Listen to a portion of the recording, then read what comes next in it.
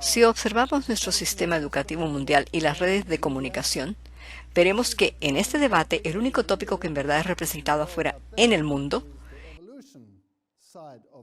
es el lado de la evolución, y el otro lado, el lado de la creación, es pasado por alto. Así que vamos a formular algunas preguntas. Les diré un poquito acerca de mi educación. Yo fui un evolucionista, un profesor de zoología, y me convertí en creacionista basado en la evidencia que hay en el mundo. Permítanme decirles que no estoy aquí para empujar a nadie a cambiar su punto de vista, sino solamente para formular algunas preguntas. Y eso es todo lo que intentamos hacer.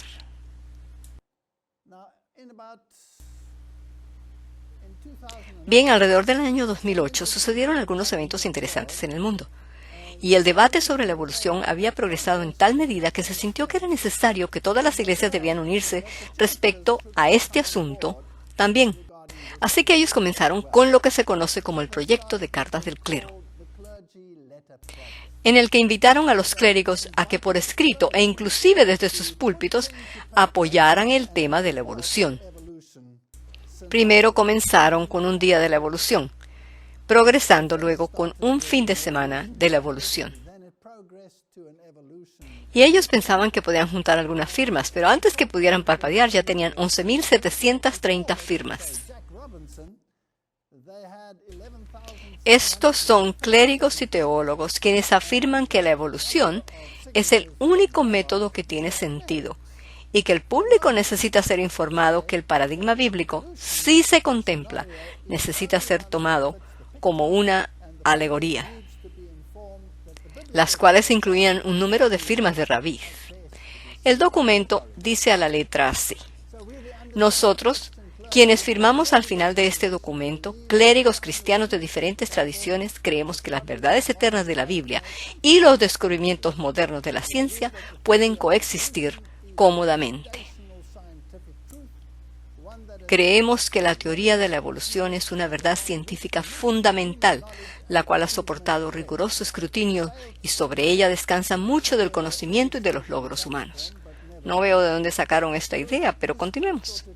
Negar esta verdad o tratarla como una teoría más, entre otras, constituye abrazar deliberadamente la ignorancia científica y transmitir tal ignorancia a nuestros hijos. Así que aquí nos encontramos en el correr del tiempo. Pareciera como que el mundo teológico ha sucumbido bajo la presión del mundo científico y ha decidido rendirse del escenario bíblico de la creación. Para el año 2009, esto había progresado a fin de semana de la evolución, pues habían tenido tal éxito con el domingo de evolución anual por 2 años que los transformaron en fines de semana de la evolución, donde desde el púlpito la gente sería educada acerca de que la Biblia y la ciencia deberían armonizar, y que el recuento bíblico de la creación no debe ser visto como literal, sino más bien incorporado dentro de un paradigma teístico evolucionario, o visto en su totalidad como un relato alegórico. Fascinante. Si usted prende los medios de comunicación, en unos 30 segundos oirá que todo tiene millones de años. Los niños desde muy temprana edad son doctrinados de que solo existe un paradigma. Y las legislaciones mundiales en términos de educación imponen la enseñanza de la evolución en escuelas secundarias, en escuelas públicas y a través de todos estos medios. Bueno, uno de los más grandes proponentes de la teoría de la evolución hoy en día es el mundialmente famoso Richard Dawkins, quien escribió el libro titulado El espejismo de Dios, en el cual él condena el hecho de que la religión haya tenido un lugar tan prominente dentro de la historia de la humanidad. Y a mí me parece que él malinterpreta la religión en el sentido de que él se fija en ciertas denominaciones con ciertas ideas denominacionales en vez de enfocarse en la perspectiva bíblica. No obstante, él también pertenece a una organización conocida como Los Brillantes. Este es un nombre interesante, pues indica que el individuo es inteligente, luminario, que tiene luz. Pero, ¿qué se necesita para ser un brillante? Si vamos a la página de internet de ellos, encontramos que un brillante es alguien que cree que no hay Dios. Así que pareciera entonces que uno necesita ser tremendamente inteligente para llegar a la conclusión de que no hay Dios. Y es muy interesante que los constituyentes de los brillantes son altamente diversos. Aparte de aquellos que se identifican a sí mismos como ateos, humanistas, humanistas seculares, pensadores libres, racionalistas, naturalistas, agnósticos, escépticos, lo que sea. Hay individuos que usan sus afiliaciones preferidas, tales como culturistas éticos, los panteístas, budistas, yogas, los de la religión wiccans, transhumanistas o unitarios. Bueno, ya eso es difícil, pero ahora se torna más interesante, pues también parte de la gama de sus constituyentes son judíos, católicos, cuáqueros, episcopales y otros que prefieren personalmente mantener un aspecto cultural o estético de su religión, pero no su aspecto supernatural. Así que pareciera que puedes pertenecer a una agrupación cristiana, ya sea católico, protestante o cualquiera de las otras, y todavía ser un brillante. En otras palabras, puedes creer que no existe Dios, pero puedes ser parte de una denominación. Por lo tanto, para pertenecer a una denominación, no tienes que aceptar ninguno de sus aspectos sobrenaturales.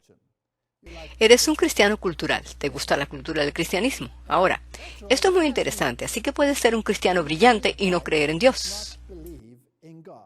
Aún más, en el país del cual vengo, hubo un debate masivo porque algunos teólogos y predicadores, los cuales no creían en Dios, estaban predicando desde sus púlpitos. La gente estaba disgustada y trataron de hacer algo al respecto. Pero es el derecho humano de ellos el mantener sus creencias. Algunos de estos individuos siguen empleados por las iglesias, pero no creen en Dios. Estamos viviendo en tiempos muy interesantes. Bien, cuando comenzaron con los fines de semana de la evolución, también decidieron hacerlos bastante públicos y pusieron avisos en los autobuses de Londres con los cuales proclamaban: probablemente no hay Dios, así que deja de preocuparte y goza de la vida.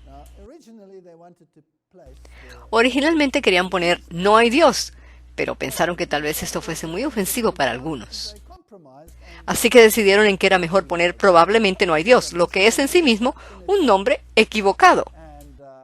Y también pusieron otros avisos que decían: en el principio el hombre creó a Dios, así que probablemente no hay Dios. Aquí estamos entonces donde nos encontramos en el correr del tiempo. ¿Por qué hemos llegado a este punto? ¿Por qué tanta duda tan obvia con respecto a los asuntos de la Biblia?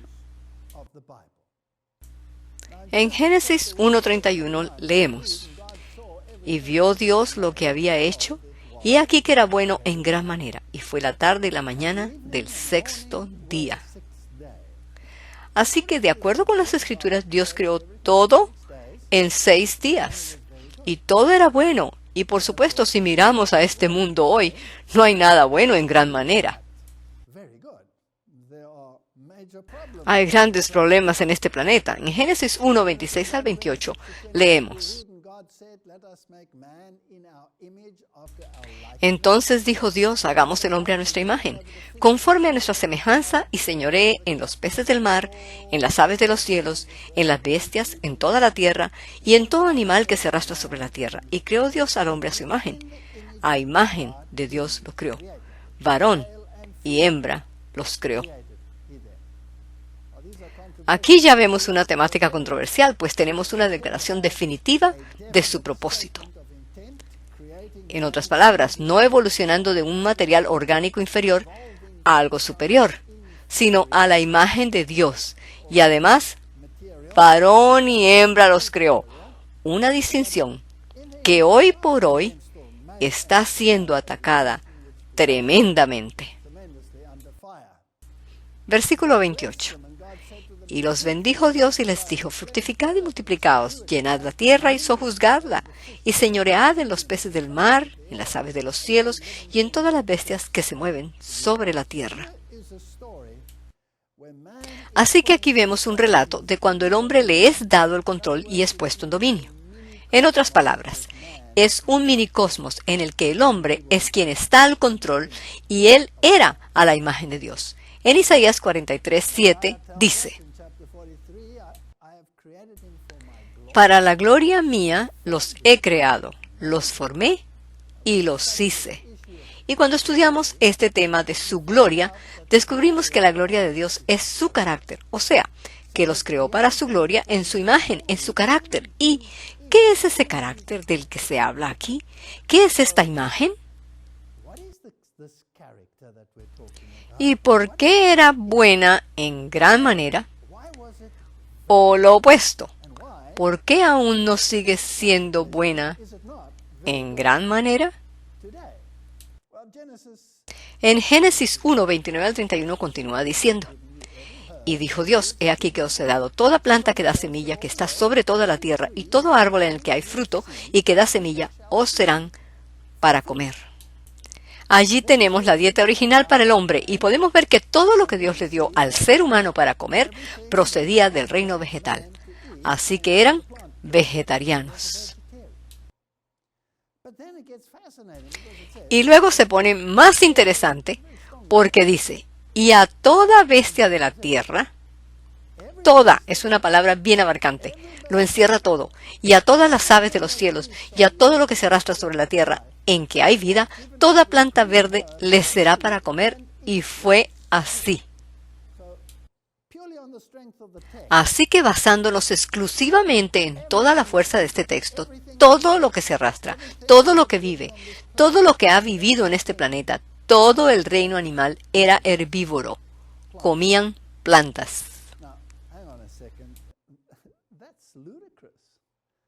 Ahora, piensen por un momento. Esto es absurdo. ¿Dónde quedan los carnívoros en este cuadro? ¿Hay lugar para ellos? Evidentemente fueron diseñados para matar y cazar su presa. Este cuadro no coincide con la realidad que nosotros vemos. Versículo 31. Y vio Dios todo lo que había hecho y aquí que era bueno en gran manera. Y fue la tarde y la mañana del día sexto. Esto es bastante enfático, así que este fue el plan original. Todos eran vegetarianos. El reino vegetal, de acuerdo con las Escrituras, fue creado como la fuente de alimento para todas las criaturas, incluyendo al hombre y a toda criatura que existe sobre el planeta, porque no habría muerte de aquellas criaturas cuya vida está en su sangre. La muerte no existía. De acuerdo con el paradigma de la evolución, la muerte es el medio por el cual se abastece el proceso evolutivo. Esta es entonces la antítesis del pensar moderno, que es que la sobrevivencia del más apto requiere la muerte del menos apto. Ahora, cuando Charles Darwin aceptó la posición de naturalista en el viaje del Beagle, él ya había recibido entrenamiento teológico, por supuesto, pero también era un biólogo y su abuelo había estado involucrado en evolucionismo. En ese viaje, Darwin llevaba consigo un libro del geólogo Carlos Lyell, el cual postulaba la idea de tiempos largos. Mientras él iba en su travesía, llegó a ciertas conclusiones y le escribió una carta a su amigo, el Dr. Asa Gray. Estoy perplejo.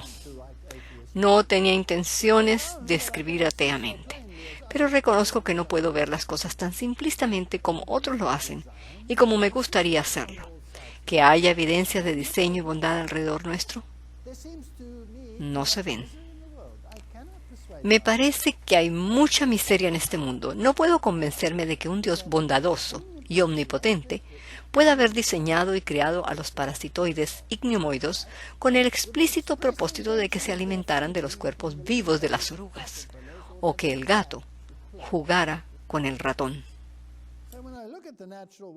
Así que cuando miro al mundo natural a mi alrededor, veo sufrimiento, veo animales parásitos de otros animales, veo carnívoros matando y descuartizando sus presas. Este mundo no es un mundo utópico. Esto no tiene ninguna similitud con el relato bíblico. Y tenemos que admitir que tiene razón, pero quizás él pasó por alto algo. En 1844, en el borrador inicial de su famoso libro, El origen de las especies, él se expresa con más rigor. Es denigrante que el creador de innumerables universos hiciera de su propia voluntad y diseño individual las miríadas de parásitos y gusanos que desde el más temprano amanecer de la vida han pululado la tierra y en las profundidades de los océanos. Así que este es un cuadro muy feo el que pintamos de Dios mirando a la naturaleza. Luego él considera su paradigma evolucionista y dice, tomemos en cuenta la evolución. Y entonces, dejamos de quedar atónitos cuando vemos que un grupo de animales fueran transformados para poner sus huevos en los intestinos y en la piel de seres frágiles, que aún otros animales vivan y se deleiten en la crueldad, que animales sean guiados por instintos falsos, que anualmente hay un desperdicio incalculable de polen, huevos y de criaturas que no llegan a la madurez. Entonces, viéndolo desde la perspectiva de la evolución, así sí tiene sentido.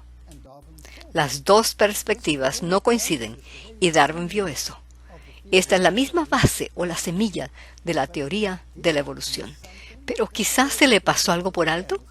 Veamos las escrituras de nuevo, y las escrituras nos dicen claramente que de aquel comienzo perfecto algo cambió rápidamente. Así que tenemos que ver eso. Génesis 3, 9 al 14. Mas Jehová Dios llamó al hombre y le dijo, ¿dónde estás tú? Y él respondió, oí tu voz en el huerto y tuve miedo. Aquí hay algo nuevo, miedo, porque estaba desnudo y me escondí. Y Dios le dijo, ¿quién te enseñó que estabas desnudo? ¿Has comido del árbol que yo te mandé que no comieses? Versículo 12. Y el hombre respondió, la mujer que me diste por compañera, es su culpa. Ella ha creado este problema. Ella me dio del árbol y yo comí. Entonces Jehová Dios dijo a la mujer, ¿qué es lo que has hecho? Y dijo la mujer, la serpiente me engañó y comí. Y Jehová Dios dijo a la serpiente, por cuanto esto hiciste, maldita serás entre todas las bestias y entre todos los animales del campo. Sobre tu pecho andarás y polvo comerás todos los días de tu vida. Así que aquí sucede algo extraño. La serpiente recibe una maldición, no los ofensores, sino la serpiente. Ahora vemos claramente que la serpiente fue solo el medio usado por otra entidad conocida como Satanás para atraerles su atención y engañarlos. Y como un punto de referencia o un indicador para las generaciones futuras, una maldición es puesta sobre la serpiente. Ahora debía arrastrarse sobre su barriga. Se puede entonces asumir que antes de esto la serpiente no se arrastraba sobre su barriga. Ahora bien, si observamos en el mundo de los reptiles, hay lagartos y reptiles que carecen de patas y hay otros que tienen patas bastante reducidas. Las serpientes generalmente no tienen patas, pero algunas de ellas presentan patas rudimentarias. Y algunas forman patas en la etapa embrionaria que no alcanzan a desarrollarse. Así que algo obviamente cambió. Ahora bien, si hay patas, algunas formadas perfectamente aunque sean rudimentarias, esto significa que tienen los genes para patas, ¿sí o no? Obviamente tienen los genes, de otra manera no tendrían la estructura. Entonces, ¿por qué son rudimentarias? ¿Les tomó millones de años de evolución? ¿Esto es progreso o regresión? ¿Es esto un paso hacia atrás o un paso hacia adelante? Y así podemos ver que nada nuevo ha sido agregado, solo que algo se ha perdido o algo se ha desactivado. Si observamos otras estructuras que los evolucionistas sostienen que se formaron en millones de años, como por ejemplo la estructura para matar, las glándulas venenosas y los dientes asociados con ellas, las glándulas venenosas no son más que glándulas salivares transformadas. Si hay unas glándulas que producen enzimas, que son proteínas, bien, no causarían ningún problema si cayeran en el estómago porque la proteína se puede digerir. Pero esa proteína, si es canalizada en la corriente sanguínea, estimularía una tremenda reacción, una respuesta inmunológica. Así que esto no es algo que fue agregado, no es un nuevo invento, es solo la transformación de algo que ya existía. Lo mismo se aplica a las arañas y la telaraña que tejen. Algunas arañas sobreviven de polen, al menos durante algún tiempo de su existencia. Y las glándulas venenosas, otra vez, son estructuras transformadas. No son estructuras nuevas agregadas, son estructuras digestivas. Génesis 3:17, y al hombre dijo, por cuanto obedeciste a la voz de tu mujer. Y no sé si aquí hay una lección para nosotros los hombres de la cual deberíamos tomar nota. Y comiste del árbol de que te mandé, diciendo, no comerás de él, maldita será la tierra por tu causa. Aquí otra vez, la primera maldición fue puesta para la serpiente como un recordativo. La segunda maldición no es puesta sobre Adán y Eva, sino sobre la tierra y para beneficio de ellos. Con dolor comerás de ella todos los días de tu vida aquí. Espinos y cardos te producirá y comerás plantas del campo. Bien, la hierba del campo fue originalmente para alimento de los animales. Y las frutas, semillas, nueces, granos y todos esos productos eran para el ser humano. Así que ahora se agregan las hierbas. Se puede decir que los vegetales fueron añadidos a la dieta. Obviamente iba a haber escasez porque por la maldición a la tierra tuvieron que ser agregados. Y ahora, ¿qué pasa? Versículo 19. Con el sudor de tu rostro comerás el pan hasta que vuelvas a la tierra, porque de ella fuiste tomado, pues polvo eres y al polvo volverás. Ahora aquí está la sentencia de muerte. Te llegaría con demora, pero sería implantada con el paso del tiempo a través del envejecimiento, pues polvo eres y al polvo volverás. Así que la tierra es maldita. ¿Qué significa esto? Obviamente significa que no produciría lo que producía antes. Lo que antes producía sin esfuerzo, ahora se produciría con labor y sudor. ¿Y cómo es esto para su beneficio? Bueno, si yo mirara el mundo hoy y todo estuviera a la perfección, la lluvia cayendo a su tiempo y las cosechas abundantes como las queremos, y los vientos soplaran a tiempo para la polinización, todos estaríamos contentos y felices y entonces nadie necesitaría a Dios. Pero permitamos que lleguen las sequías, que soplen los vientos marchitantes y que las cosechas se deterioren, entonces todos se volverán a Dios. Así que todo esto es un recordativo de que Dios no debería ser olvidado. Pues si olvidas la fuente de la vida, entonces tendrías que desistir de la vida. Así que esta maldición es un recordativo de que aún dependemos de un poder superior para subsistir sobre esta tierra. Entonces también las estructuras cambiarían, porque dice, espinos y cardos te producirá. Se puede asumir que antes estos no formaban parte de esta creación. Ellos iban a ser intrusos molestos en el proceso del cultivo de la tierra que ahora Adán tenía que labrar. ¿Y qué son las espinas? ¿Son estas estructuras nuevas? No, no hay ningún material genético nuevo aquí. Una espina es simplemente una rama transformada en un crecimiento cortical. Y en el caso de las espinas de las cactáceas, ellas son hojas transformadas, en las cuales, en vez de formarse una hoja desplegada, a medida que se desarrolla, ésta se enrolla sobre sí misma, formando la espina. Es una expresión diferente del mismo gen, y en vez de desarrollar un tallo normal, este se aplana y se desarrolla como una hoja, como una medida de conservación de agua. Así que obviamente esto no era necesario en el mundo perfecto. Esto es una edición en el mundo posperfecto. Pero no hay nuevo material genético, así que esto no es evolución. Esto es una regresión. Si observamos, por ejemplo, las espinas del rosal, son crecimientos epidérmicos o corticales. Bueno, cualquier ser humano puede experimentar con esto si lo desea. Solo necesita tomar una pala, salir a su jardín y excavar la tierra para cultivarla. Y eventualmente, si lo hace suficientes veces, lo que pasa con sus manos es que desarrollan callosidades. Pero eso no es evolución, es una respuesta a la presión. La estructura genética está programada para agregar material nuevo para proteger la mano. Así que esto no es un proceso evolutivo, es una promulgación de la información genética preexistente. Lo mismo sucede con el cardo, que es el pétalo de una flor transformado que se endurece, se seca y se hace punzante. Así que no hay material genético nuevo, por lo tanto no podemos realmente llamar a esto evolución. Así que hasta ahora no hemos visto ninguna evolución, sino solo transformación y regresión. Ahora bien, Darwin usó parásitos para explicar su teoría. Démosle pues una mirada a los parásitos. ¿Qué son los parásitos?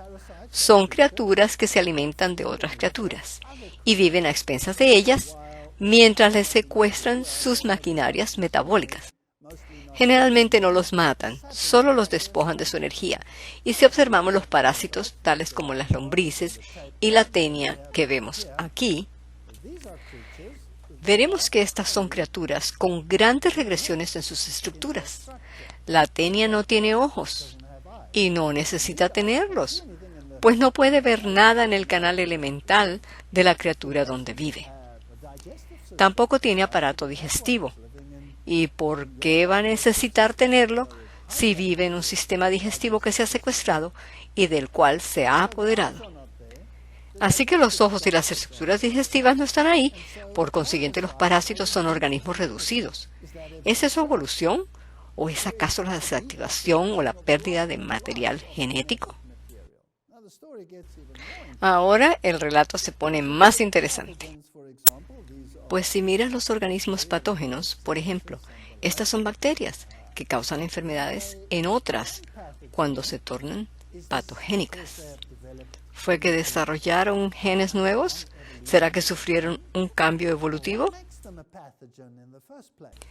¿Qué las convierte en patógenas en primer lugar? Bien, como todos los organismos que se reproducen sexualmente, ellas también tienen la capacidad de transferir material genético de un organismo al otro por medio de pequeños fragmentos de ADN conocidos como plásmidos. Las células bacterianas empacan estos fragmentos y así son transferidos del donante al recipiente. Una vez transferidos, los fragmentos de ADN son entrelazados con el ADN del organismo receptor por medio de una actividad enzimática sumamente precisa. Como resultado, la criatura adquiere inmunidad o resistencia a los pesticidas, herbicidas o antibióticos. Pero no hay material genético nuevo, es solamente material genético transferido.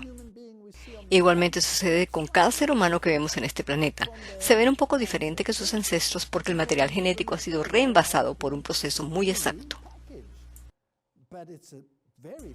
Así que no hay material nuevo, y toda esta inmunidad adquirida no representa nuevo material evolutivo, sino organismos que han sido reconfigurados. Ahora, ¿cómo resulta esto posible? Hay una nueva ciencia que está sacudiendo al mundo. Es la ciencia de la epigenética.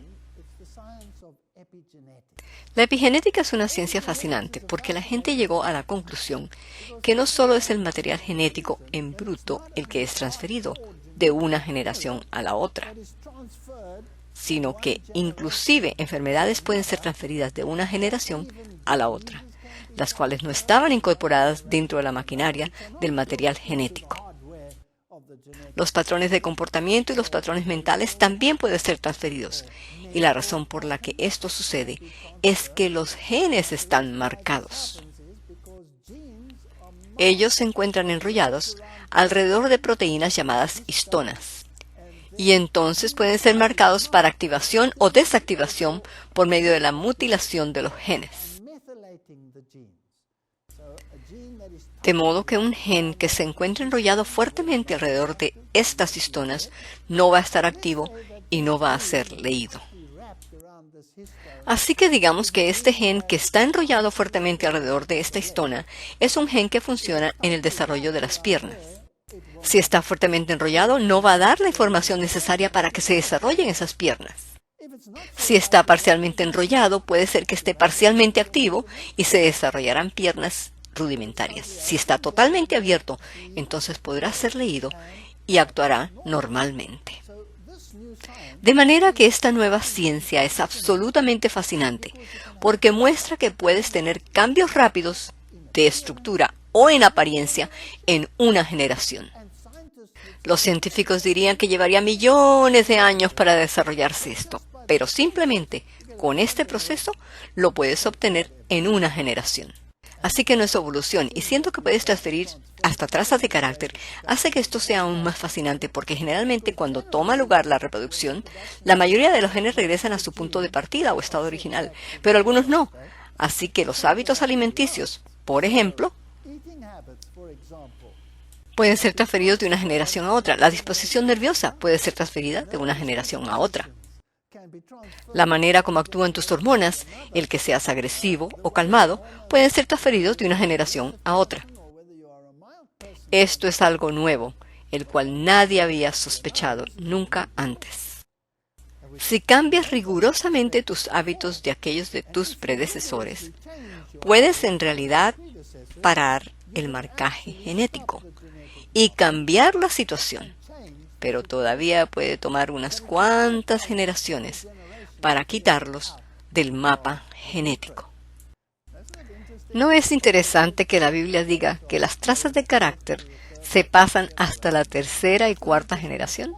Solo un punto interesante. ¿Es esto algo que posiblemente pueda explicarlo? Hay creciente evidencia de que las modificaciones epigenéticas son transgeneracionales. Ellas pasan de una generación a la otra, heredadas a través de generaciones múltiples en una variedad de especies. Ejemplos: el color del pelaje en los mamíferos, el color de los ojos en la drosofilia, mosca de las frutas que han investigado, la simetría en las flores y la longevidad. El mismo, absolutamente idéntico material genético con implantaciones diferentes puede extender la vida de un organismo al doble. Puede hacer que una criatura tenga el doble del tamaño de otra en una generación. Por lo tanto, esto le da un giro totalmente nuevo al paradigma. La diferencia en el color del pelaje en estos ratones genéticamente idénticos se debe a modificaciones epigenéticas. Bien, Darwin no supo nada acerca de los genes y ciertamente menos acerca de la epigenética. La epigenética puede ser explicada en términos software. Los genes representarían el hardware y los genes epigenéticos representarían el software y determinarían cómo se va a utilizar el hardware. Todos sabemos que las computadoras son básicamente iguales una a la otra en cuanto a su hardware. Pero dependiendo del software, podrías diseñar edificios si tienes inclinaciones arquitectónicas o podrías ser un poeta. Todo depende del software que uses. Así que el hardware es programable y se puede usar en miles de formas diferentes, lo cual da un giro diferente en cuanto a la variabilidad. Bueno, Darwin habló de parásitos. Aquí tenemos un percebe. Un percebe es en realidad una criatura pequeña parecida a un cangrejo, el cual tiene una pequeña concha a su alrededor. Pero no todos los percebes son sésiles, pegados a rocas. Algunos de estos pequeños organismos son nadadores libres que parasitan a cangrejos. Ahora, cuando uno de estos parásitos se instala dentro de la estructura de un cangrejo y se desarrolla dentro de él, se forma lo que se conoce como interna, adentro, lo que es como un tumor creciendo en el organismo. Eventualmente, esto es lo que pasa. Esta es una hembra de cirrípedo que invade un cangrejo y crece. Se convierte en un parásito interno que se ramifica por el interior del cangrejo, lo que se llama interna. Una vez que la interna ha madurado suficiente, se forma un sistema reproductivo por fuera del cangrejo. De manera que este no es el órgano reproductor del cangrejo, es del parásito. Fascinante. Adentro han crecido filamentos ramificados que el parásito usa para obtener toda la energía y absorber los nutrientes del cangrejo. Y los utiliza simplemente para crear estas estructuras reproductivas. Entonces los machitos vienen y fertilizan los huevos por fuera. Y cuando los huevecillos se desarrollan, pasan a formar parte del sistema plancton y todo el proceso comienza de nuevo. Así que este es un parásito que se ve repugnante, consistiendo nada más que de filamentos diseminados a través de este cangrejo viviente y del sistema reproductivo.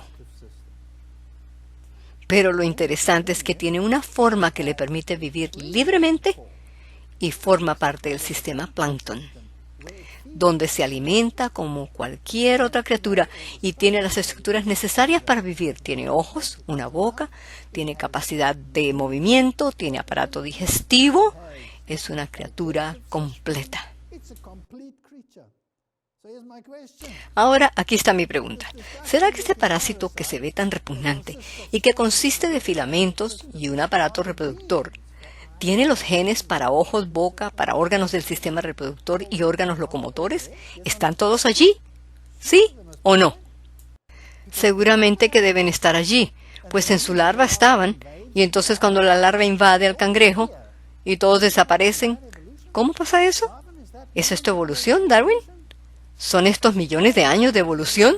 ¿O será que por el hecho de que ahora está dentro del cangrejo, emite señales ambientales a los sistemas genéticos? Los marca y desactiva genes al enrollarlos alrededor de las proteínas histonas, inactivando así todas las estructuras que normalmente constituyen un organismo vivo, los cuales entonces desaparecen y lo que queda es ese organismo filamentoso. Con un sistema reproductor, es todo lo que necesita.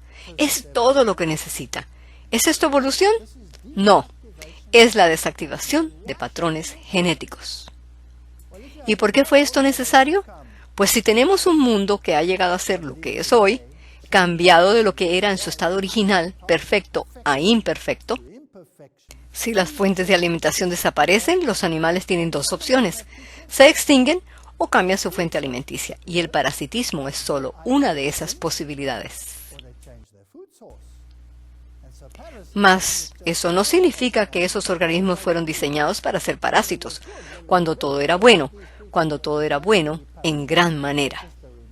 Ellos son el recordativo de lo que el mundo ha pasado a ser debido a la situación descrita en el libro de Génesis. Así que veamos otras criaturas que son parásitos. El mosquito. El mosquito es un chupasangre, el cual puede extraer sangre con el aparato que tiene, el cual es similar a un mini taladro, la probóscide.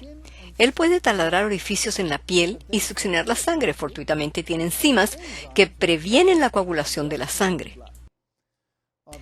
Obviamente, si la sangre se coagulara en ese diminuto tubito, esto llegaría a ser una experiencia de succión muy complicada. Tendría un aparato obstruido. De manera que estos químicos previenen la coagulación de la sangre. Seguramente que esto debió haber tomado millones de años en formarse, ¿verdad? Bueno, lo interesante es que es la hembra la única que succiona sangre, y no el macho. Y él tiene la misma estructura y la misma composición química en su estructura. ¿Pero para qué la usa? Él la usa para chupar jugo de las plantas. Obviamente eso le es suficiente para satisfacer sus necesidades, así que él no necesita chupar sangre.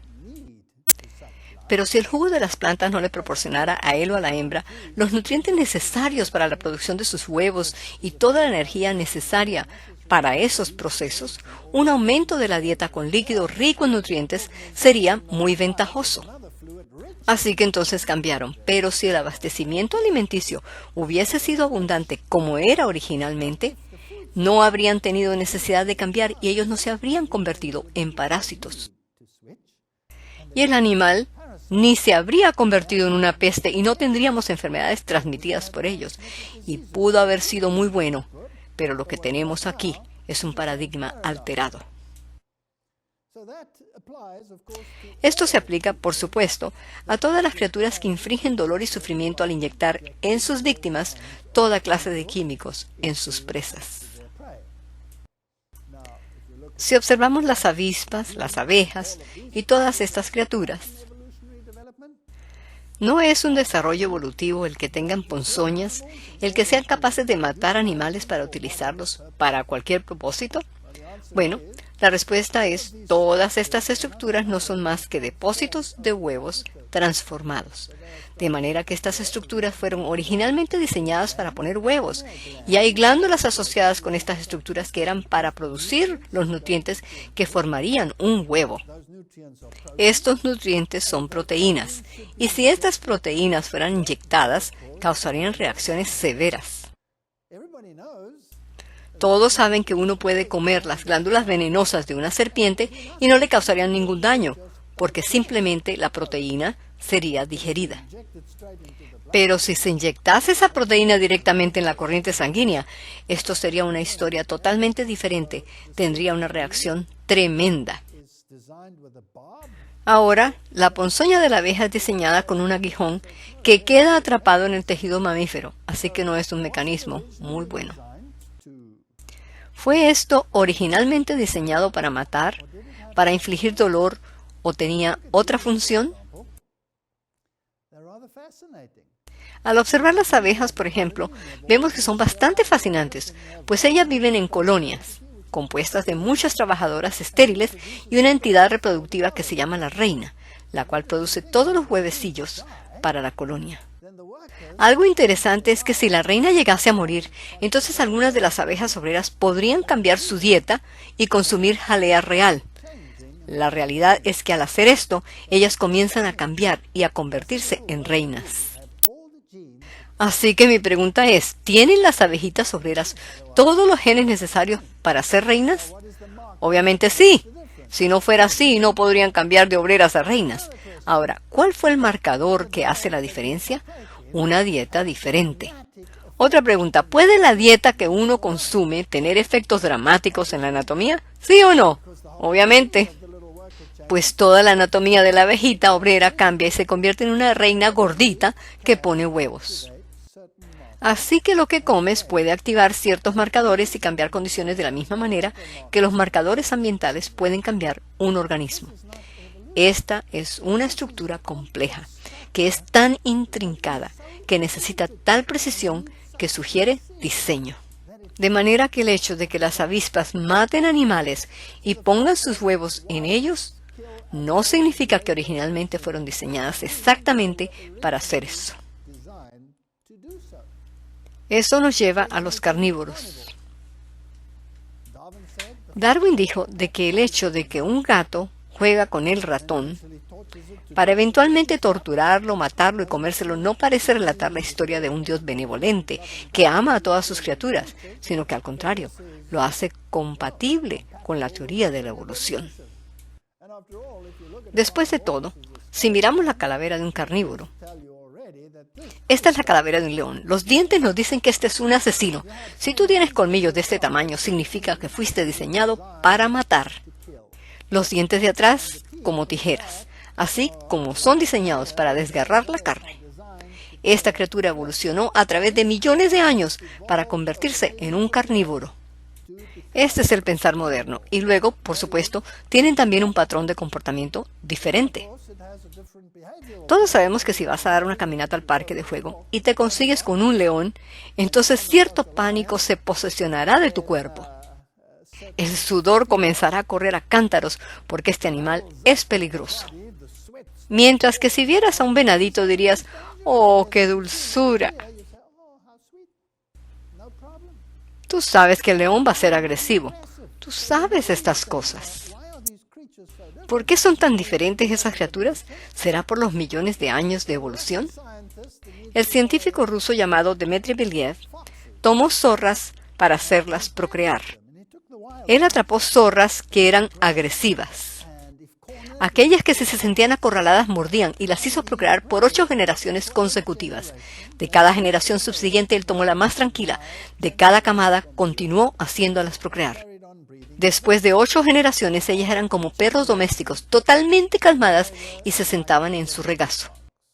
Ellas se comportaban igual que un perrito. Toda la agresividad había desaparecido. Esto no puede ser evolución, porque si lo fuera tomaría millones de años de mutaciones al azar, así que debe haber otra razón. De manera que estudiaron sus estructuras, las glándulas adrenales, los niveles hormonales, y encontraron que en estas criaturas los niveles de serotonina estaban marcadamente más elevados que en las zorras salvajes. La serotonina es una hormona producida por el cerebro que afecta el comportamiento. Por ejemplo, las personas que tienen enfermedades mentales, como la esquizofrenia, presentan niveles de serotonina muy bajos. Si les dan medicamentos y esos niveles mejoran, entonces estos individuos pueden ser normales o pueden actuar normalmente. La diferencia en el comportamiento era causada por las diferencias en los niveles hormonales. Las glándulas adrenales se presentaban mucho más pequeñas en las domesticadas, que ya no tenían necesidad de descargas rápidas de adrenalina y la agresividad que acompaña dicha descarga. De manera que el comportamiento de estas criaturas se debía exclusivamente a los niveles hormonales. Fascinante, y eso no toma millones de años en desarrollarse. Ahora, ¿qué acerca de las estructuras dentales y la dieta? Aquí tenemos un oso, y vemos que está clasificado como carnívoro basado en la estructura dental, y claro que es carnívoro. Un oso come peces, es oportunista, puede llegar a matar a una criatura para comérsela. Por lo tanto, debe haber sido un carnívoro en términos de su progreso evolutivo. Bueno, ¿cuándo es que los osos comen peces? Obviamente en Norteamérica, durante la carrera del salmón, es cuando el pescado aparece en el menú. Esto sucede inmediatamente después del derretimiento de la nieve, de manera que no encuentran plantas reales de ningún valor, así que los osos comen peces. Pero la carrera del salmón llega y se va. Para entonces ha llegado la primavera y las plantas aparecen. ¿Qué hacen entonces los osos? Se convierten en herbívoros y comen pasto. Así de que a pesar de que ha sido clasificado como carnívoro, el 80% de su dieta consiste de plantas. Y se puede deducir que el otro 20% es parte de su dieta simplemente porque la situación lo demanda. No hay otro alimento para consumir, así que comes o no comes. Por supuesto que su disposición malhumorada y todo lo que ésta conlleva consigo se debe a sus hormonas. Ahora, observemos el oso panda, que no vive bajo las condiciones que tenemos en Norteamérica. Pues él vive en el trópico, donde las plantas son accesibles todo el tiempo. Así que el oso panda no tiene que recurrir a esos extremos. Entonces, ¿qué come el oso panda? Bambú. Esa es su dieta. Por tanto, aunque el oso panda está clasificado como carnívoro, basado en sus dientes, tiene una dieta que consiste en bambú. Me pregunto, ¿dictaminan los dientes necesariamente el hecho de que esta criatura tiene que ser un carnívoro? Obviamente no, porque dentro del grupo hay una gran variedad. Estando en el zoológico de Sydney, Australia, me interesé mucho al ver esta placa. Dice así: los pandas rojos están clasificados como carnívoros, que comen carne, pero la mayor parte de su dieta se compone de bambú. Así que la estructura dental no significa que tienes que ser un carnívoro. El oso koala no es un oso, pero sin embargo se le conoce como oso. Come solo eucalipto y pareciera que le va muy bien, pues la mayoría de su vida se la pasa durmiendo. Estas criaturas cariñosas pueden dormir la mayoría del día y todo lo que necesitan para subsistir son hojas de eucalipto. Por lo tanto, la dieta de una criatura y su estructura dental no necesariamente determinan que tienen que ser lo uno o lo otro.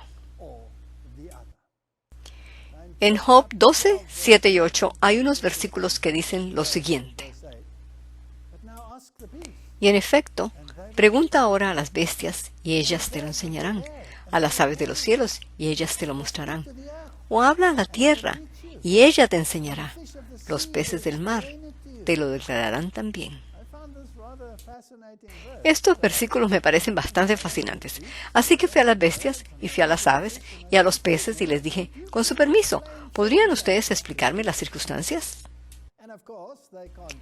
Y claro que no pueden usar su voz para decirme lo que la situación es, pero yo puedo estudiar su biología y su anatomía y quizás ellos puedan decirme algo. Como por ejemplo este pez. Aquí está su riñón y toda la estructura interna que le rodea.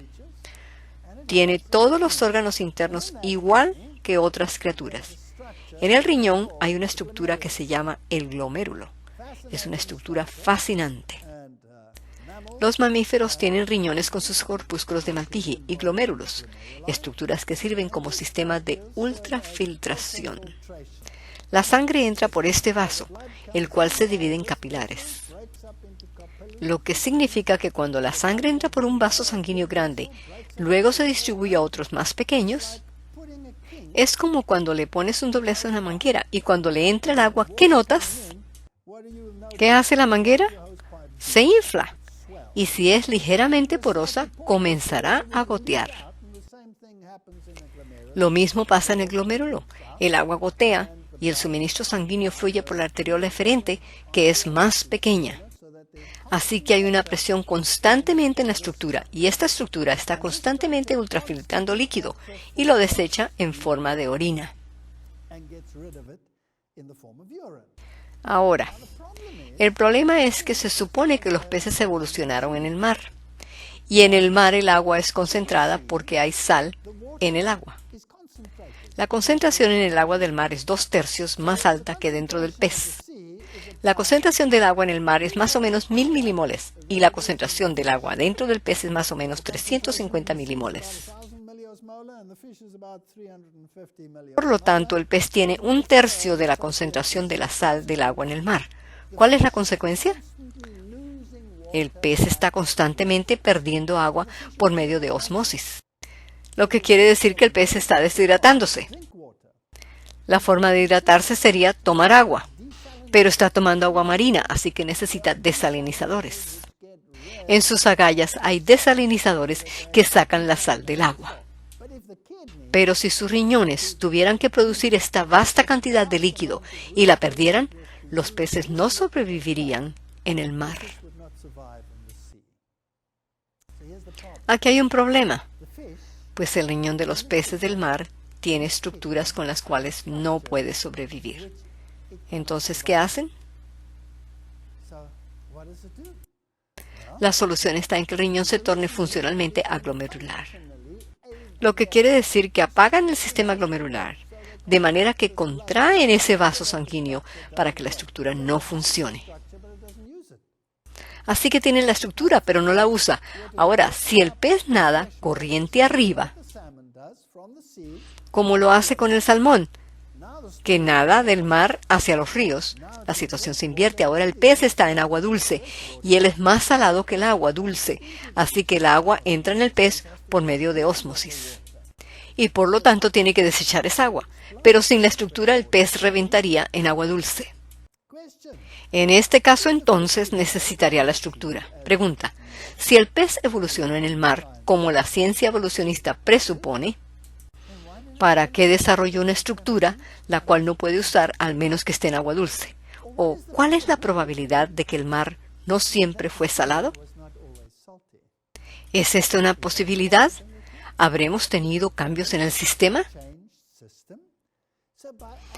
Así que al preguntarle al pez si es posible que las condiciones fueran diferentes en el pasado, los glomérulos del pez me dicen que sí.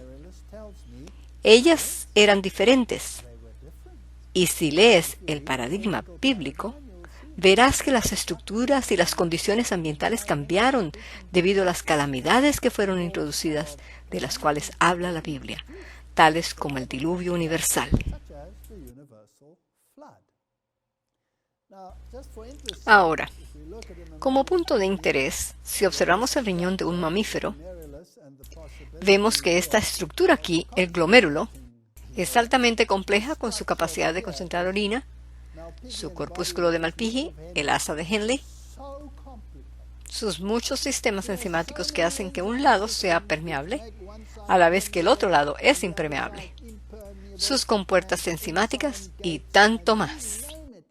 Es altamente compleja, y lo interesante del caso es que ni siquiera puede funcionar si no tiene esta configuración, tanto así que no hay manera incremental de cambiarla de una que pueda producir orina concentrada a otra que no pueda. Tiene que ser perfecta. A eso le llamamos complejidad irreductible. No se puede desarrollar lentamente.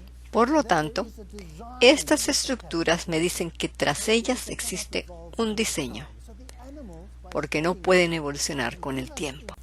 Así que los animales, al estudiarlos, nos pueden dar información que puede cambiar nuestro paradigma. Ahora, si le pregunto a este león, con permiso, ¿fue usted de casualidad vegetariano en alguna etapa? Entonces muchos científicos en el mundo dirían que me volví loco.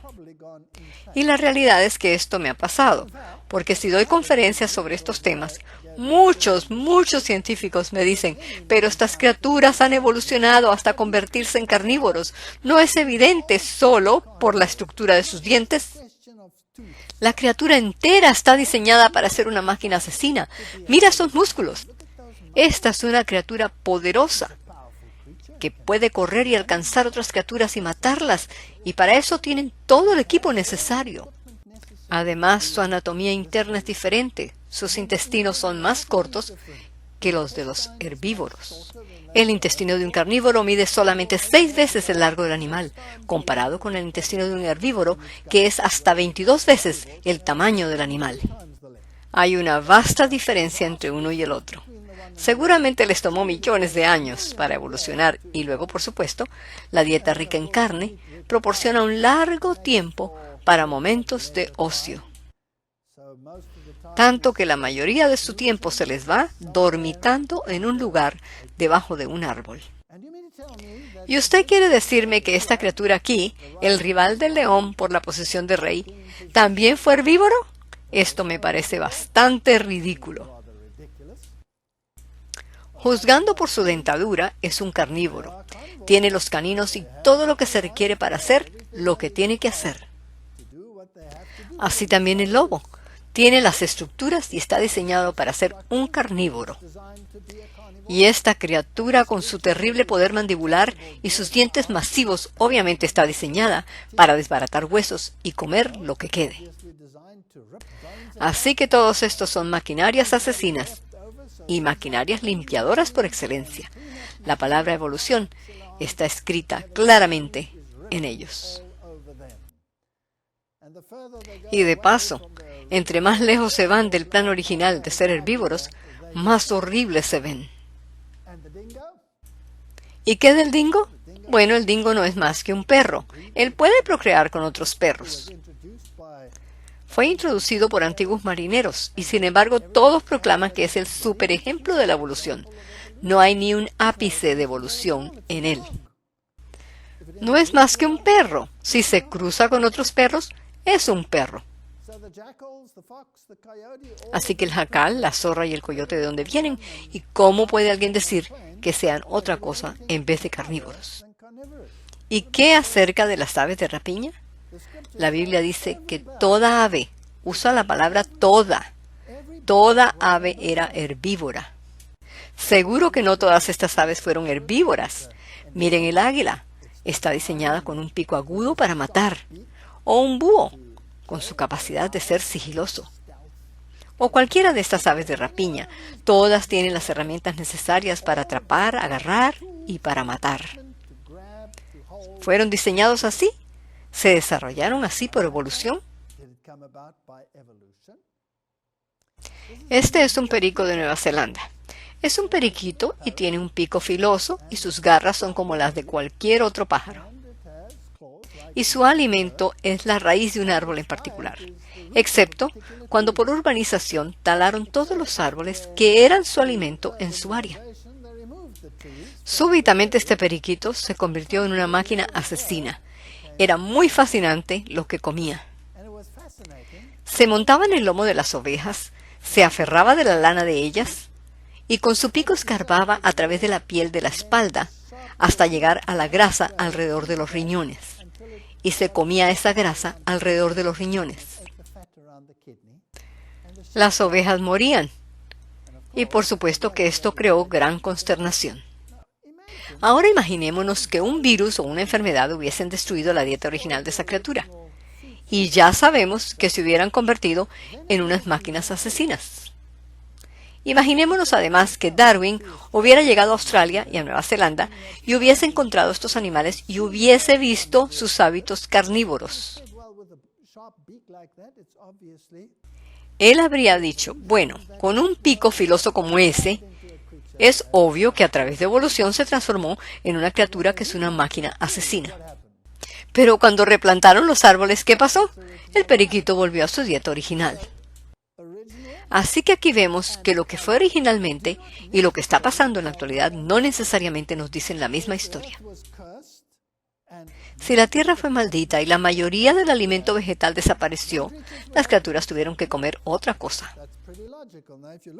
Al observar el registro paleontológico, encontraremos que en la paleontología hay una variedad de plantas mucho más vasta que las que tenemos hoy. Así que eso nos indica que en el pasado existieron fuentes alimenticias que ahora no existen, lo que significa que los animales que vivían de ellas o cambiaron su dieta o desaparecieron. Un perico es ciertamente capaz de arrancarte tu dedo con ese pico y su mordedura es poderosa. Pero ese pico y esas garras pueden ser usadas para matar o para triturar nueces, depende de las circunstancias. Ahora, yo tenía un amigo que tenía un perico, el cual tenía la costumbre de sentarse sobre su jaula, y lo ponían afuera, sus alas obviamente recortadas, era su mascota. Cuando salían afuera conseguían pájaros muertos alrededor de su jaula, y no podían figurar qué era lo que estaba pasando. Hasta que un día decidieron observarlo por un periodo largo de tiempo para ver qué era lo que estaba haciendo. Obviamente estaba aburrido, así que agarró el hábito de tomar las semillas y regarlas alrededor de la jaula y luego se agazapaba a esperar a los otros pájaros que llegaran a comerse las semillas. Y cuando estaban ahí los mataba. Esto era un juego para él. Vemos entonces que él tiene la capacidad de matar.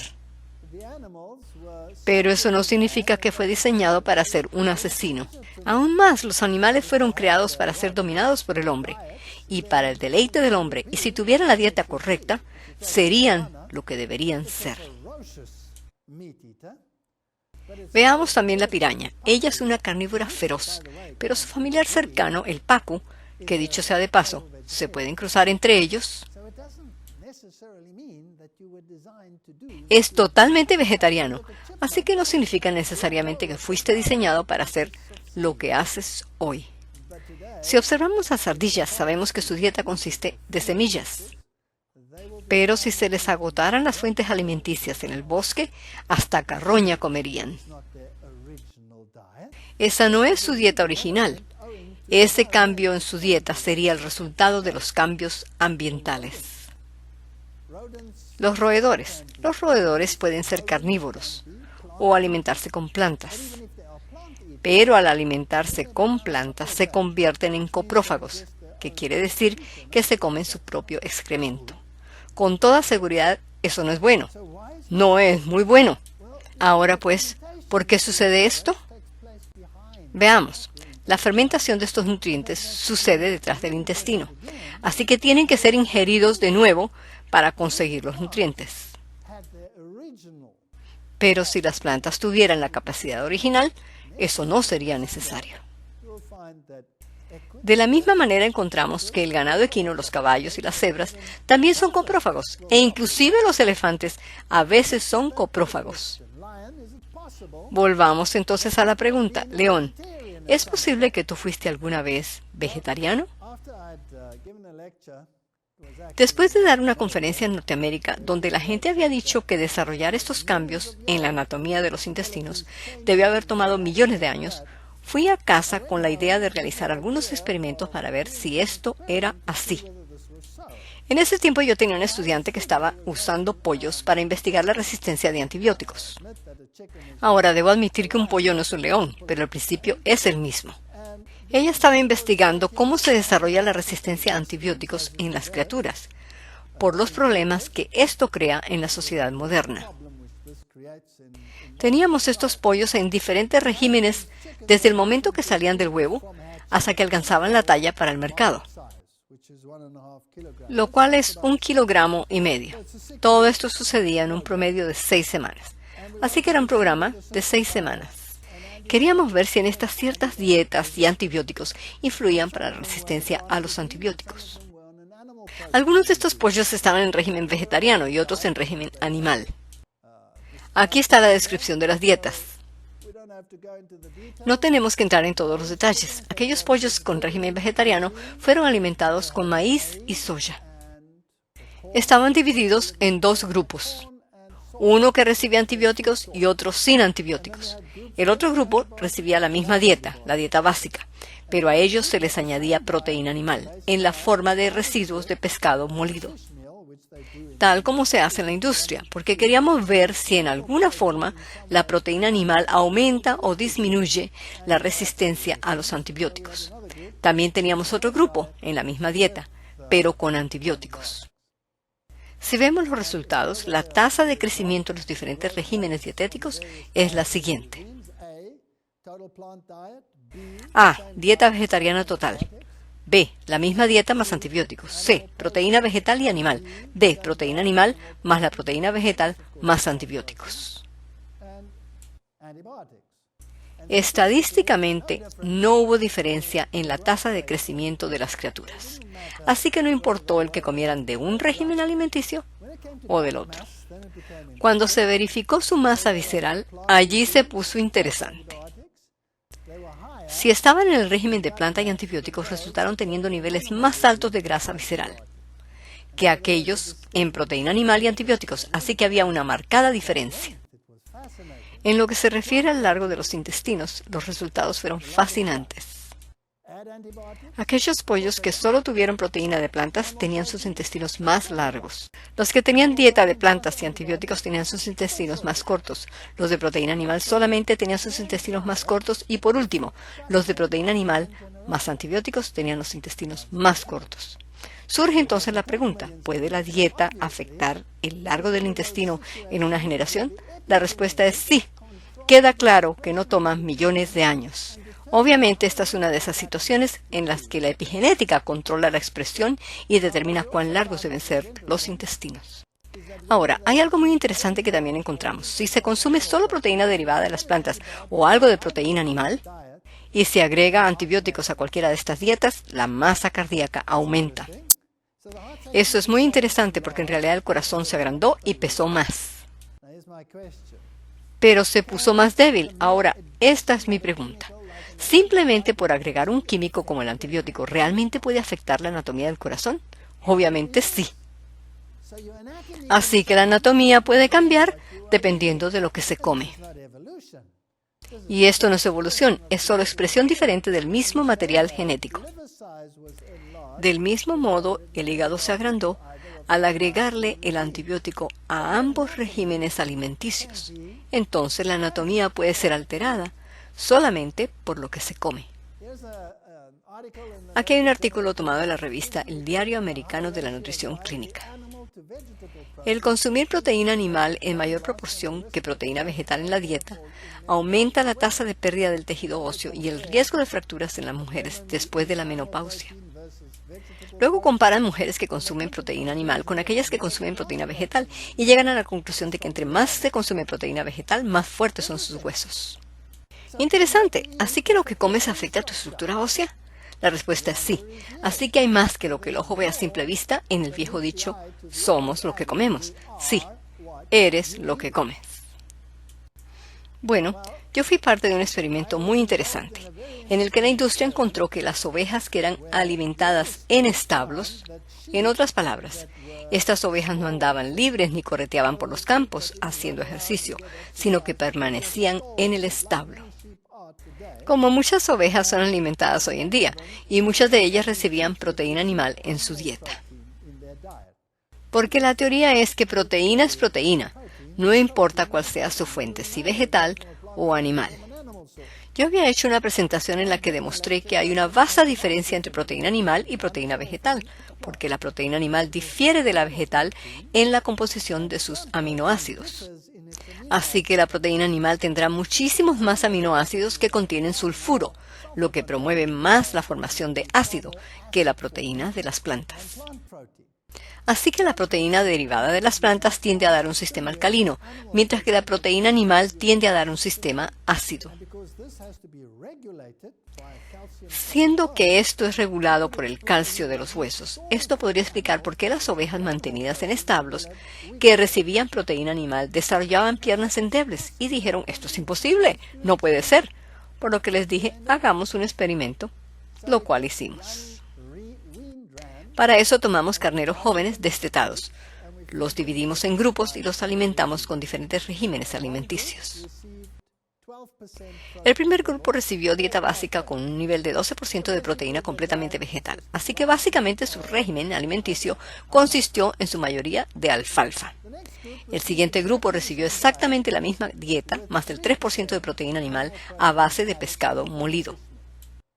El siguiente grupo igualmente la dieta básica más 5% de proteína animal. Luego, el siguiente grupo recibió la dieta básica más 8% de proteína animal. Así que había un incremento paulatino en la cantidad de proteína de un grupo al otro. Luego, para verificar doblemente, tomamos otro grupo que le dimos la dieta básica más 8% de proteína vegetal, esta en forma de gluten. Así que aquí teníamos estos diferentes grupos. ¿Qué pasó en su desarrollo? Bueno, fascinantemente cuando observamos la simetría de las piernas, encontramos que el 50% no tenían ninguna deformidad, ya sea hacia adentro o hacia afuera en sus piernas. A medida que incrementaba la cantidad de proteína animal, las piernas se hacían más amorfas. Así que, a medida que la concentración aumentó, pero cuando se les agregó proteína vegetal, esto no sucedió. Así que aquí este carnero se ve normal. Está rasurado para observarse mejor. Vean sus piernas normales, con buena estructura ósea. Buena estructura. Este es al 5%. Tiene las piernas ligeramente arqueadas. Luego este al 8% es una catástrofe total. En realidad, para tomarle la foto ustedes pueden ver que mi colega tuvo que sostenerlo porque no podía pararse por sí mismo. Entonces, cuando analizamos estos huesos y sus estructuras, se puede ver mucha deformidad. Deformidad aquí en las coyunturas, etc. Observamos la proporción entre los niveles calcio y fósforo. Y vimos que la proporción de calcio a fósforo actualmente disminuyó a medida que se agregó la proteína animal. Así que había menos calcio en los huesos. Obviamente el animal estaba liberando calcio de sus huesos para neutralizar el ácido adicional, lo que causó debilidad ósea y la deformidad en sus piernas. Y no solo eso, también estudiamos la fuga de calcio a través de la orina y las heces fecales. Esto muestra solamente el grupo con el consumo de proteína más alto, 20% de proteína, con un 8% de ella siendo proteína animal. Comparado con el grupo que solo consumió proteína vegetal proveniente de alfalfa o de gluten, si se fijan, en la fuga de calcio en la orina y en las heces fecales, el grupo que consumió la proteína animal perdió más del doble de la cantidad del calcio que el que perdió el grupo que recibió la proteína vegetal. Si observamos el nivel de deformidad, encontramos que el grupo que recibió proteína animal estaba altamente deformado en comparación con el otro grupo. Si observamos la proporción entre los niveles de calcio y fósforo, vemos que hay una deficiencia masiva. La estructura ósea era mucho mejor en el grupo que recibió proteína vegetal. Ahora yo no voy a discutir toda esta gráfica con todo detalle, solo esta porción es interesante. Nosotros queríamos comparar manzanas con manzanas y peras con peras. Por eso quisimos observar un periodo de crecimiento específico. Eso se puede hacer dándole al animal una inyección de tetraciclina, la cual marca el hueso y se puede ver bajo una luz fluorescente. Entonces dejamos al animal crecer por 10 días más y le ponemos otra inyección para marcarlo.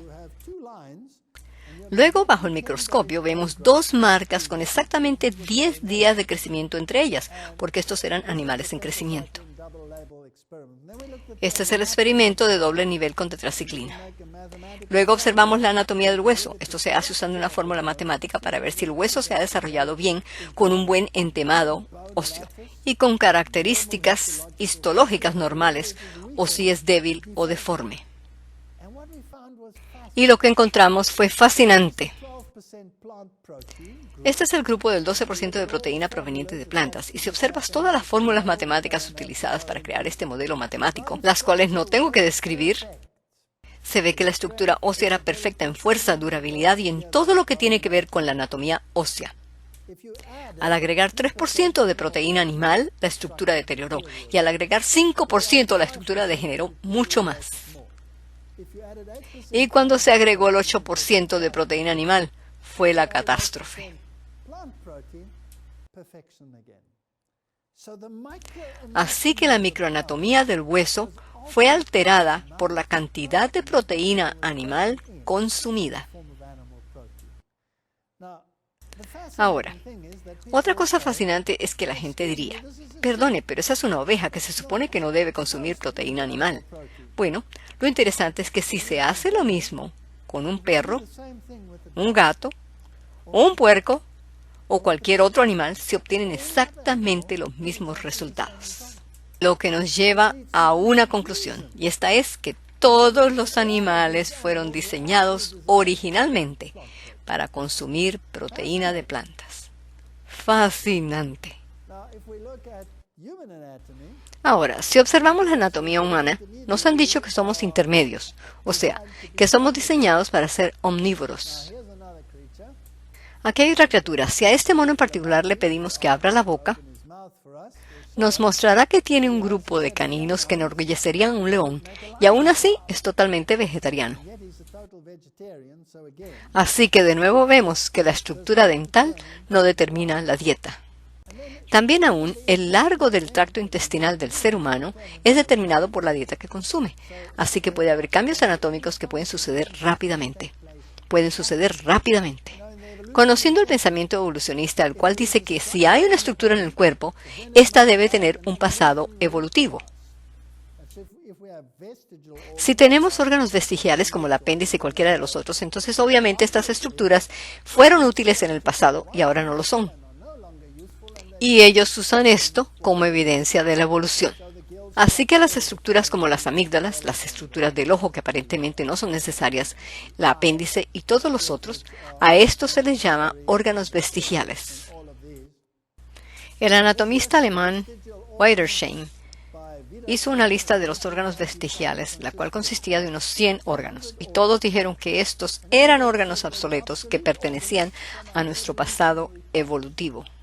Pero hoy sabemos que ese no es el caso, pues el timo que estaba en esa lista funciona como activador del sistema inmune, activa las células T. La glándula pineal, que es importante para la melatonina. La glándula tiroides, que estaba en esa lista, produce la tiroxina. La glándula pituitaria, la cual ha llegado a ser la glándula endocrina por excelencia.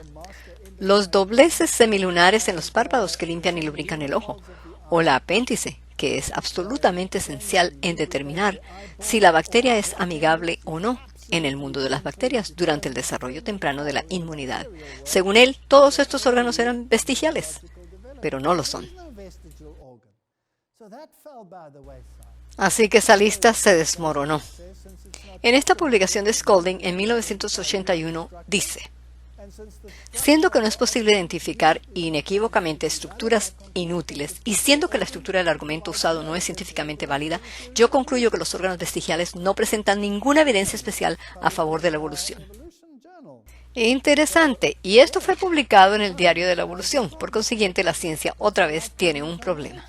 Ellos también quieren usar la homología. Ellos dicen que todos somos relacionados porque tenemos estructuras similares en las piernas y en los brazos. De paso, el ser humano tiene la mano más primitiva, pues es pentadáctilo, con 5 dedos. El caballo camina sobre un dedo y luego sobre su uña o pezuña, así que, ¿por qué la criatura más avanzada tiene la mano más primitiva? Y etcétera. Interesantemente, esa homología nos dice, de acuerdo con la evolución, que todo está relacionado. Pero como escribe el biólogo evolucionista William Fix, los libros de texto más antiguos de evolucionismo engrandecen la idea de la homología, resaltando las semejanzas obvias entre esqueletos y las extremidades de diferentes animales, de manera que el patrón de las extremidades pentadáctilas se consigue en el brazo de un hombre, en el ala de un ave, en la aleta de una ballena, etcétera, etcétera, etcétera. Y escribe, si estas estructuras diferentes fueran transmitidas por los mismos pares de genes, alterados de vez en cuando por mutaciones y afectados por el medio ambiente, esa teoría tendría sentido. Desafortunadamente ese no es el caso. Ahora sabemos que los órganos homólogos son productos de genes complejos totalmente diferentes en estas especies. El concepto de homología, en términos de genes similares heredados de ancestros comunes, se ha desmoronado. No existe tal cosa a nivel genético, así que mi amigo Darwin usó los parásitos. El parásito no habla a favor de la evolución, al contrario, habla de degeneración. Si observamos a la complejidad irreducible, no puede haber evolucionado, pues debía ser perfecta, en primer lugar, para funcionar. Los cambios que ocurren no ocurren en millones de años, pues se puede pasar de gigante a pequeño en una generación, o de un color a otro. Diferentes estructuras desarrollándose rápidamente por medio de mecanismos epigenéticos. Por consiguiente, si observo el mundo hoy, me puedo poner los lentes de Darwin. Y al observar todas las criaturas puedo decir, oh no, yo no veo bondad en todas partes, veo muerte y destrucción en los parásitos. Por lo tanto, si la evolución es correcta, nada sirve. Pero puedo observar la naturaleza y ver la belleza y la simetría en las flores, y puedo observar su gran variedad y colores, y puedo llegar a la conclusión de que no hay necesidad de que haya belleza y simetría para que haya reproducción. ¿Tienes que ser bello para poder reproducirte? ¿Le importa a un perro como el sabueso afgano, con su pelaje largo y rubio, cómo se ve la perra que consigue en la calle con la cual quiere reproducirse? ¿Le importa? Es una acción hormonal. No tiene que ser bella ni hermosa. Entonces, ¿por qué o para qué necesitamos belleza? ¿Para qué? ¿Por qué las aves despliegan estos hermosos colores? Estas son características sexuales secundarias. ¿Está el macho atrayendo la atención de la hembra hacia sí mismo? ¿O hay otra razón por la cual son tan bellos? Si miras el ibis sagrado, es un pájaro precioso de hermosos colores. Pero su familiar, el ibis calvo, no es nada bello y la diferencia entre ellos son familiares bien cercanos, difieren en su hábitat y en su dieta. Los cambios epigenéticos suceden rápidamente, no se toman millones de años. Ellos pueden cruzarse entre ellos. Y su prole es mitad bella y mitad fea. Por consiguiente, esto no se tomó millones de años en desarrollarse.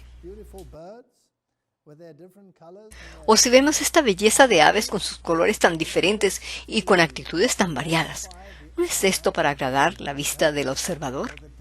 Si vemos lo delicado de alguna de estas criaturas y sus hábitos, desde los más dulces y delicados hasta los más bruscos y bullosos. La variedad es el sabor de la vida y sugiere diseño. ¿Y no se supone que debemos interactuar y relacionarnos con estas criaturas? Si miran estas flores y la belleza que despliegan, o quizás estas, o lo mágico de la puesta del sol, son estas conjeturas razonables de que hay un diseñador involucrado tras toda esta belleza. Isaías 65:17. Porque he aquí que yo crearé nuevos cielos y nueva tierra, y de lo primero no habrá memoria, ni vendrá más al pensamiento. Así que el Antiguo Testamento dice que esto que vemos ahora, lo cual Darwin vio, será transformado de regreso a lo que fue, y luego el dolor y el sufrimiento terminará. Porque las criaturas no fueron sometidas por su propia voluntad a esto, sino que como consecuencia de las acciones de otros. En el Nuevo Testamento, en 2 de Pedro 3:13, dice: pero nosotros esperamos, según sus promesas, cielos nuevos y tierra nueva, en los cuales mora la justicia. Lo que significa que el carácter de Dios será restaurado. Así que esta es la esperanza en las Escrituras, ya sea en el Antiguo o en el Nuevo Testamento. Romanos 8:19 al 22, porque el anhelo ardiente de la creación es el guardar la manifestación de los hijos de Dios, porque la creación fue sujetada a vanidad, no por su propia voluntad, sino por causa del que la sujetó en esperanza. Porque la creación misma será libertada de la esclavitud de corrupción a la libertad gloriosa de los hijos de Dios. Porque sabemos que toda la creación gime a una, y a una está con dolores de parto hasta ahora. Me pregunto si Darwin vio este texto en su contexto correcto, porque él se estaba lamentando del hecho de que todas las cosas estaban sufriendo. Pero aquí se nos da la razón para ello, y los cambios no tienen que tomar millones de años. En Isaías 11:6 al 9 dice: morará el lobo con el cordero, y el leopardo con el cabrito se acostará. El becerro y el león y la bestia doméstica andarán juntos, y un niño los pastoreará. Yo puedo asumir, basado en este texto, que la agresividad en estas criaturas desaparecerá. Yo vengo de África, y si eres confrontado por un león o un elefante que se abalanza sobre ti, sabrás lo que significa tener miedo. Y aquí dice que un niño pequeñito los pastoreará, lo cual significa que la docilidad de estos regresará. Esto no tomará millones de años, solo poner los niveles hormonales donde deben estar y se producirá. Continuamos, versículo 7. La vaca y la osa pacerán sus crías, se echarán juntas, y el león, como el buey, comerá paja. Aquí dice que el león volverá a ser vegetariano. Y vemos que Darwin dice que el hecho de que el gato jugaba con el ratón es evidencia de la evolución. Hemos estudiado esta situación, sabiendo lo que sabemos ahora sobre la ciencia de la epigenética y sobre los cambios que pueden sucederse rápidamente. ¿Es posible que uno pueda imaginarse al león comiendo paja con el buey? Bien, hay numerosos ejemplos en África de leones que han sido criados vegetarianos, y es fascinante que estos leones viven más tiempo que aquellos con la otra dieta, y no sufren de las mismas enfermedades que sufren los otros. Hay una historia muy famosa de una persona que tenía un león macho de mascota, el cual dormía con él en su cama, pero el león le causaba un problema olfatorio. Tenía un olor repugnante no solo en su piel, sino también con aquellos vapores que ocasionalmente se le escapaban. Eran bastante nauseabundos, así que el dueño decidió cambiarle la dieta al león y lo puso en una dieta vegetariana, y todos esos olores fétidos desaparecieron. Hay otra historia del león famoso que era vegetariano, que pasó a ser una estrella de televisión, hasta que le dieron carne y se murió. Y toda clase de historias interesantes. Vemos que sí pueden subsistir en una dieta vegetariana. Ha sido comprobado. Isaías 11:8, y el niño de pecho jugará sobre la cueva del áspid, y el recién destetado extenderá su mano sobre la caverna de la víbora. Lo cual significa que la serpiente volverá a ser lo que había sido diseñada a ser originalmente. Isaías 11:9, no harán daño en todo mi santo monte, porque la tierra será llena del conocimiento de Jehová como las aguas cubren el mar. ¿Es esta una historia improbable o tiene posibilidad de ser? Eso es lo único que estoy preguntando. Si de acuerdo con la evidencia hay alguna posibilidad, entonces se nos debería permitir elegir basados en la información, y esa elección debería ser: yo opto por creer lo que dice la Escritura, porque la evidencia no es contundente como se describe en ella. Deberíamos tener esa libertad de elección. Dios nos ha dado libre albedrío. Y este es el propósito de esta presentación, es darle a la gente una opción. Nosotros podemos elegir usar los lentes de Darwin, o podemos elegir ponernos los lentes de la fe. Y el elegir uno no es necesariamente superior a elegir lo otro.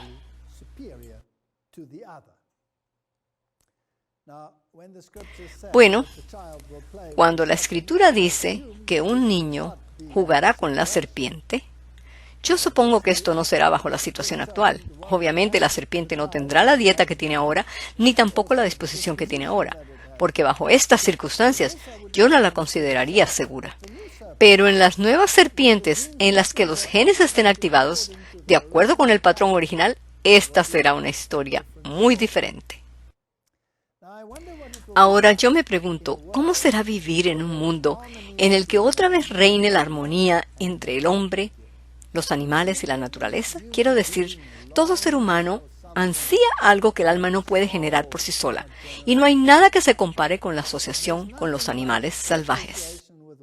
La gente ama verlos y les temen, pero anhelan poder estirar su mano y tocarlos. Ahora, cuando esos animales vuelvan a su estado original, yo creo que esto es lo que vamos a ver. Este hombre tiene este león y le va a abrir la reja para tener una conversación con él. Veamos la dinámica entre ellos dos.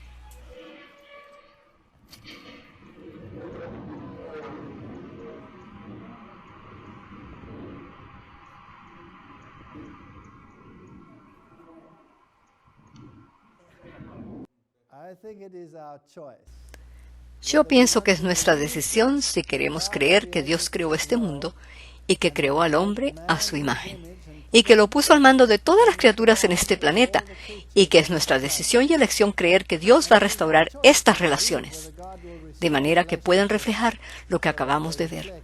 O si en vez queremos seguir por la ruta de la evolución, la elección y la decisión es tuya.